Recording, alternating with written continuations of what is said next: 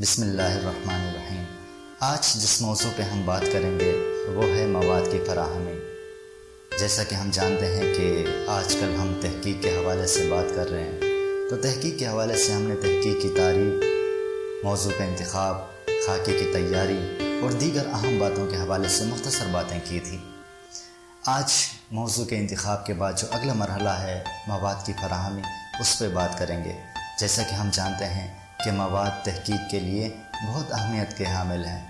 مواد کے بغیر تحقیق ہم نہیں کر سکتے، کیونکہ تحقیق میں ہمیں ثبوت بھی فراہم کرنے پڑتے ہیں، حوالے دینے پڑتے ہیں، وہ بھی ہم مواد سے دے دیتے ہیں۔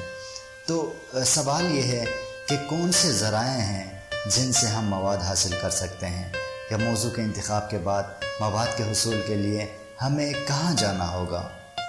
سب سے پہلے ہم یونیورسٹی کی لائبریری کا رخ کریں گے، جہاں پہ ہمیں کوئی بھی مواد ملے ہم اٹھا سکتے ہیں۔ یہ ضروری نہیں ہے کہ سارا مواد ہمیں یونیورسٹی کی لائبریری سے مل جائے، ہو سکتا ہے کہ وہاں سے بہت کم تھوڑا سا مواد ملے۔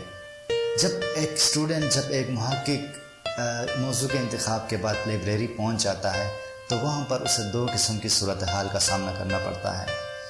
یا تو وہاں پر اس کے موضوع کے حوالے سے بہت کافی مواد اسے ملتا ہے، بہت ساری کتابیں ملتی ہیں، جس سے ایک محقق کنفیوژن کا شکار ہو جاتا ہے، الجھن کا شکار ہو جاتا ہے۔ اس کی سمجھ میں نہیں آتا کہ میں کون کون سی کتابیں اٹھاؤں۔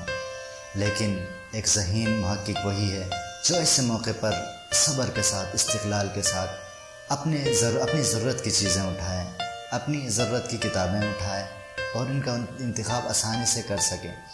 دوسری صورتحال ایسی ہوتی ہے کہ جب ہم لائبریری پہنچ جاتے ہیں تو ہمیں پتہ لگ جاتا ہے کہ ہمارے موضوع کے حوالے سے کوئی کتاب ہی نہیں ہے۔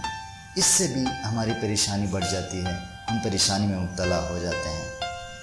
بات آپ سے یہ کرنی ہے کہ دونوں صورتوں میں ایک محقق کو پریشان نہیں ہونا چاہیے، اسے صبر کا دامن ہاتھ سے نہیں چھوڑنا چاہیے، اسے پریشان نہیں ہونا چاہیے۔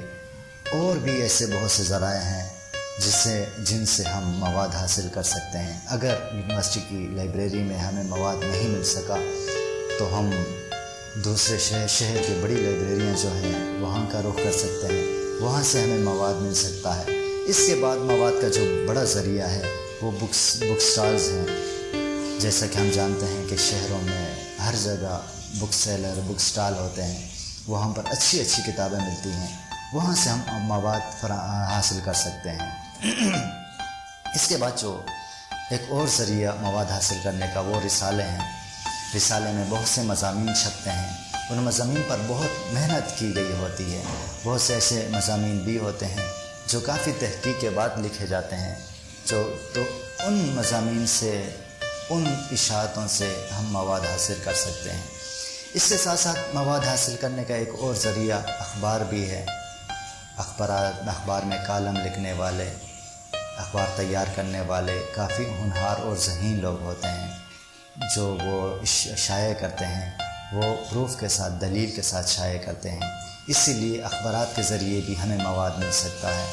اس کے ساتھ ساتھ ادب سے ریلیٹڈ یا ہمارے موضوع سے ریلیٹڈ ایسی شخصیات بھی ہوتی ہیں جن سے ہم ملاقات کر کے، ان سے انٹرویوز لے کر مواد حاصل کر سکتے ہیں۔ یہ بھی مواد کا ایک ذریعہ ہے۔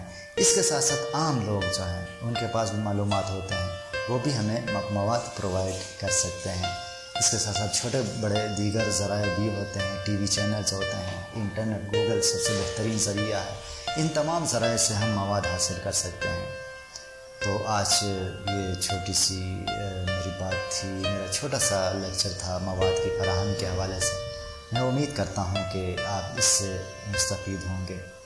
بہت شکریہ۔ اللہ حافظ۔